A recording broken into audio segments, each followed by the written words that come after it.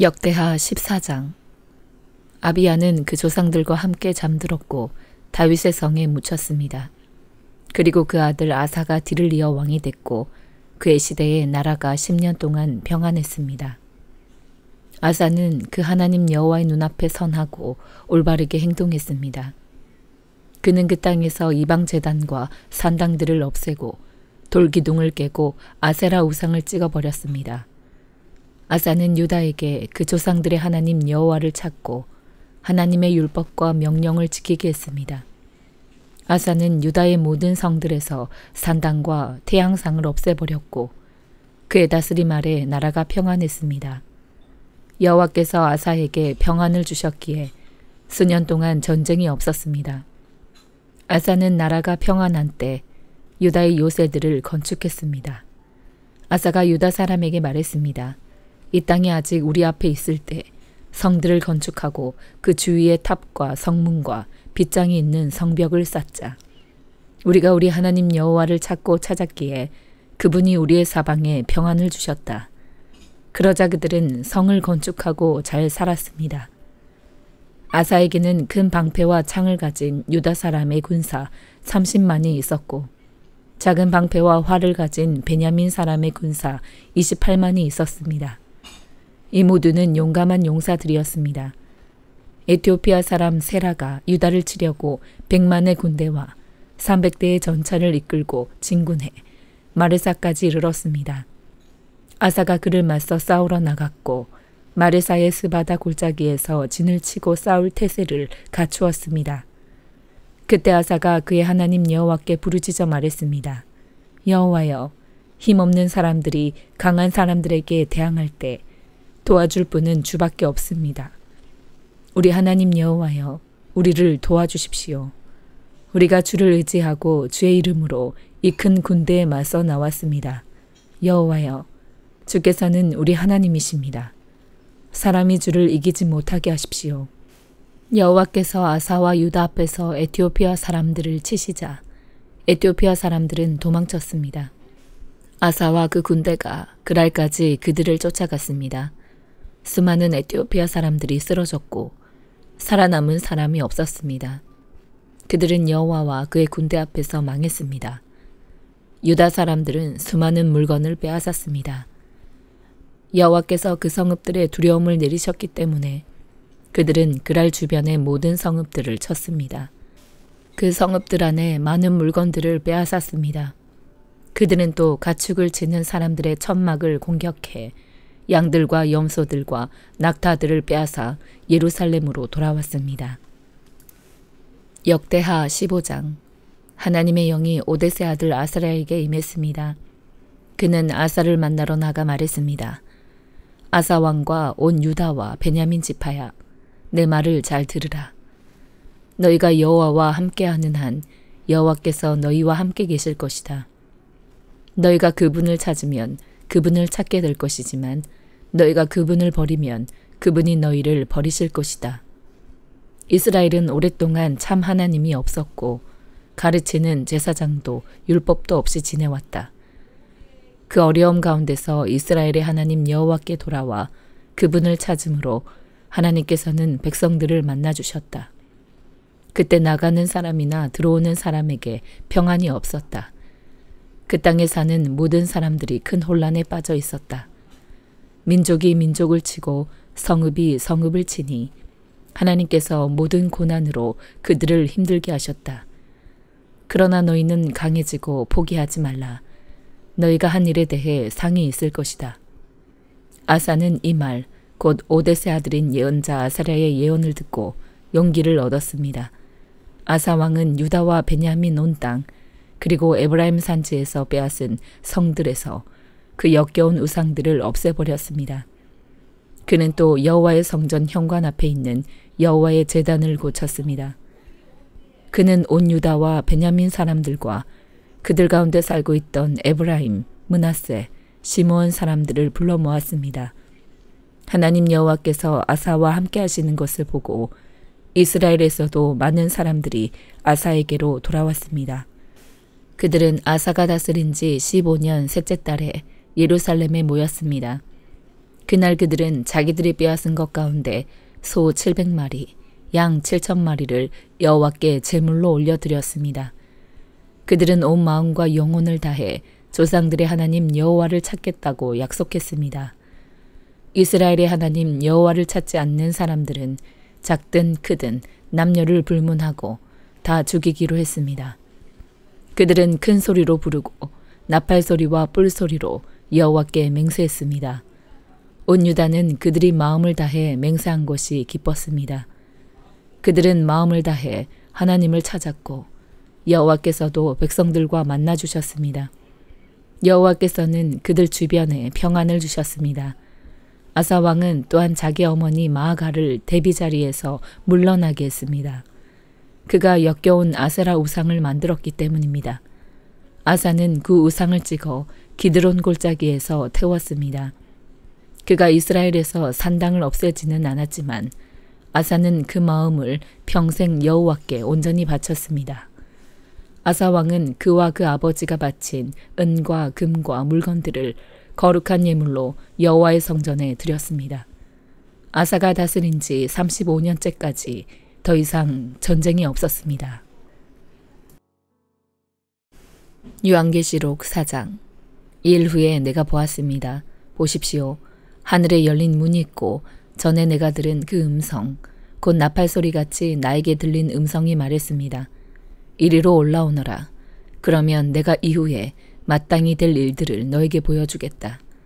나는 순식간에 성령에 사로잡히게 됐습니다. 보십시오. 하늘에 보좌가 있는데 그 위에 누군가 앉아 계셨습니다. 그 앉으신 이는 벽옥과 홍옥 같고 무지개가 보좌를 둘러싸고 있는데 그 모습이 에메랄드 같았습니다. 또 보좌 둘레에는 24개의 보좌가 있고 그 보좌에는 24명의 장로가 흰 옷을 입고 머리에 금면류관을 쓰고 앉아 있었습니다. 보좌로부터 번개들과 우르렁거리는 소리들과 전둥치는 소리가 나고 보좌 앞에 7 등불이 타오르고 있는데 이것은 하나님의 7 영입니다. 또 보좌 앞에는 수정처럼 맑은 유리바다와 같은 것이 있고 보좌 가운데와 보좌 둘레에는 앞뒤로 눈이 가득한 4 생물이 있습니다. 첫째 생물은 사자처럼 생겼고 둘째 생물은 송아지처럼 생겼고 셋째 생물은 사람의 얼굴처럼 생겼고 넷째 생물은 날아가는 독수리처럼 생겼습니다. 4 생물은 각각 6 날개를 가지고 있고 날개 둘레와 안쪽에는 눈들이 가득합니다. 그들은 밤낮 쉬지 않고 말했습니다. 거룩 거룩 거룩 전능하신 주 하나님, 전에도 계셨고 지금도 계시고 장차 오실 분이십니다.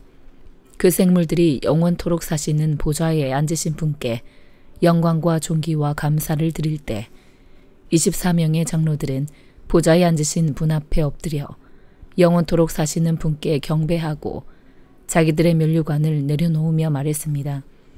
주 우리 하나님이시여 영광과 존귀와 능력을 받으시기에 합당하십니다. 주께서 만물을 창조하셨고 주의 기쁘신 뜻으로 인해 만물이 존재했고 또 창조됐습니다. 학개의 2장. 7째 달 21일에 여호와의 말씀이 예언자 학개에게 임했습니다. 살디엘의 아들 유다 총독 스룹바벨과 여호사닥의 아들 대제사장 여호수아와 남아있는 모든 백성들에게 말하여라. 너희 가운데 이전 성전에 영광스러웠던 모습을 본 사람이 남아있느냐? 그런데 지금은 이 집이 너희에게 어떻게 보이느냐? 너희 눈에도 하찮게 보이지 않느냐? 그러나 스룹바벨아, 이제 용기를 내어라. 여호와가 하는 말이다. 여호사닥의 아들 대제사장 여호수아야, 용기를 내어라. 이 땅에 사는 모든 백성들아, 용기를 내어라. 여호와가 하는 말이다. 내가 너희와 함께하니 이를 하라. 만군의 여호와가 하는 말이다.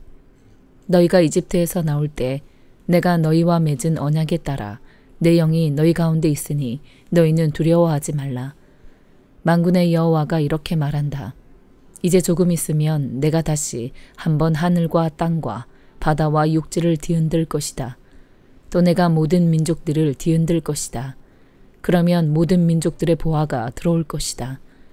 내가 이 집을 영광으로 가득 채우겠다. 만군의 여호와가 말한다. 은도 내 것이고 금도 내 것이다. 만군의 여호와가 하는 말이다. 훗날 이 집의 영광이 이전의 영광보다 클 것이다. 만군의 여호와가 말한다.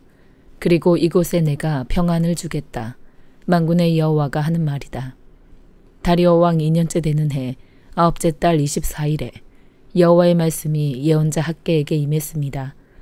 만군의 여호와가 이렇게 말한다. 율법에 관해서 제사장들에게 물어보아라.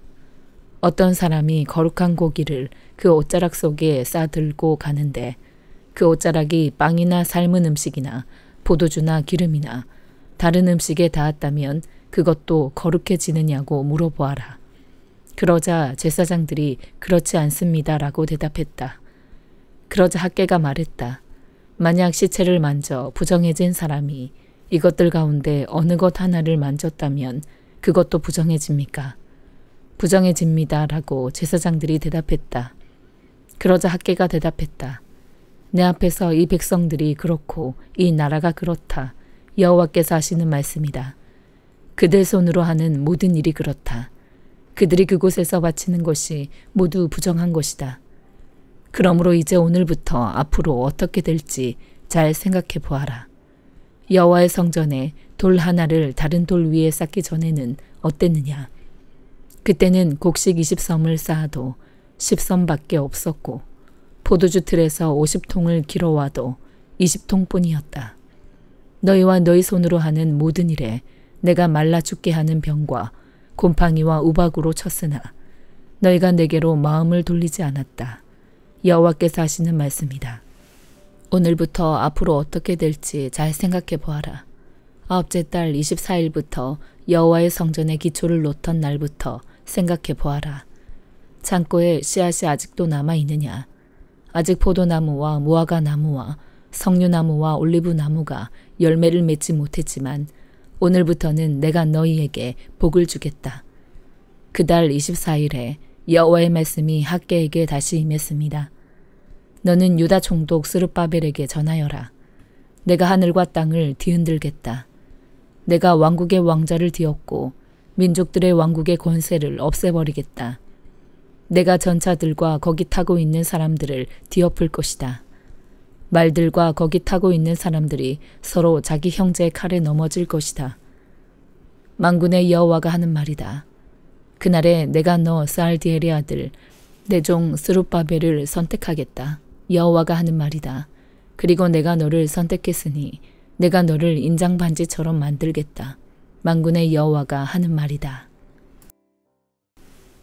요한복음 3장. 바리새파 사람들 중에 니고데모라는 사람이 있었는데 그는 유대공의 지도자였습니다. 그가 밤에 예수를 찾아와 물었습니다. 라삐여, 우리는 당신이 하나님께로부터 오신 선생님인 것을 알고 있습니다. 하나님께서 함께 하시지 않는다면 선생님이 행하신 그런 표적들을 아무도 행할 수 없기 때문입니다. 예수께서 그에게 이렇게 말씀하셨습니다. 내가 진실로 진실로 너에게 말한다. 누구든지 다시 태어나지 않으면 하나님 나라를 볼 수 없다. 니고데모가 예수께 물었습니다. 나이가 들어 늙은 사람이 어떻게 다시 태어나겠습니까? 태어나려고 어머니의 뱃속으로 다시 들어갈 수 없지 않습니까? 예수께서 대답하셨습니다. 내가 진실로 진실로 너에게 말한다. 누구든지 물과 성령으로 태어나지 않으면 하나님 나라에 들어갈 수 없다. 육체에서 난 것은 육체이고 성령으로 난 것은 영이다. 다시 태어나야 한다라고 말한 것을 너희는 이상히 여기지 말라.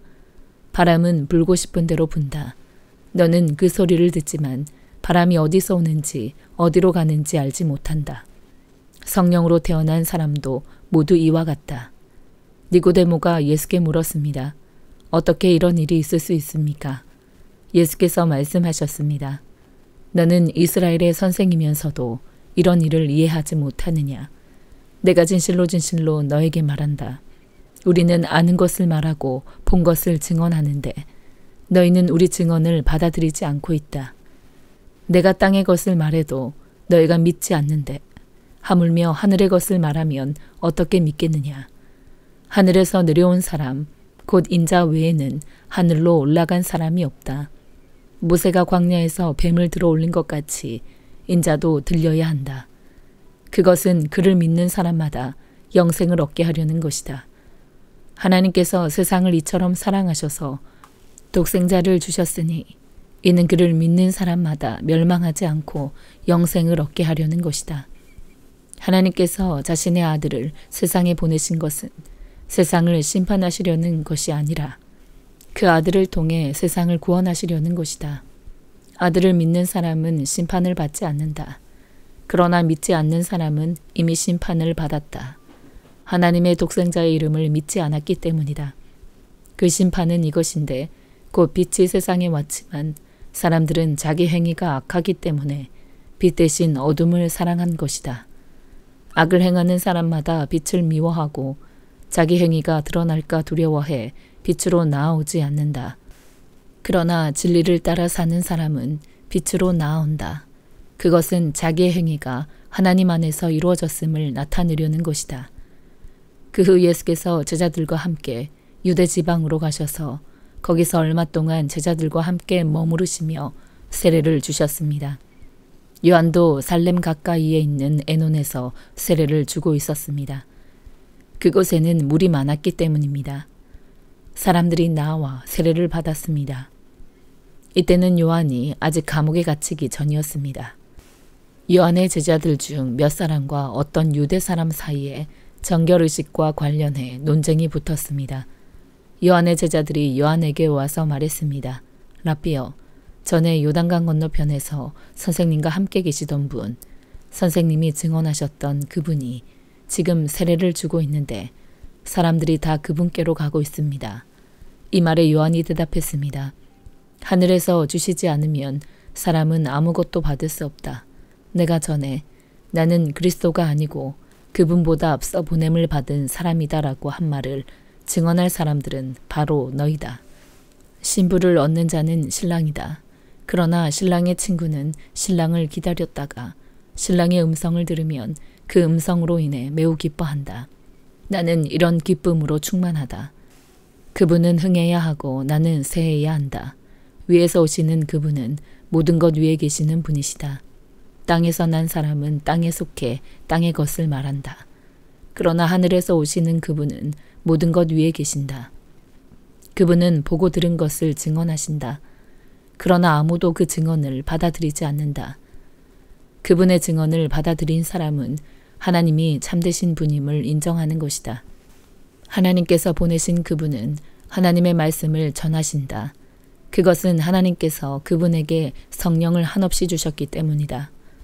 아버지께서는 아들을 사랑하셔서 모든 것을 아들의 손안에 맡기셨다. 아들을 믿는 사람에게는 영생이 있다. 그러나 아들에게 순종하지 않는 사람은 생명을 보지 못하고 도리어 하나님의 진노를 받게 된다. 아멘.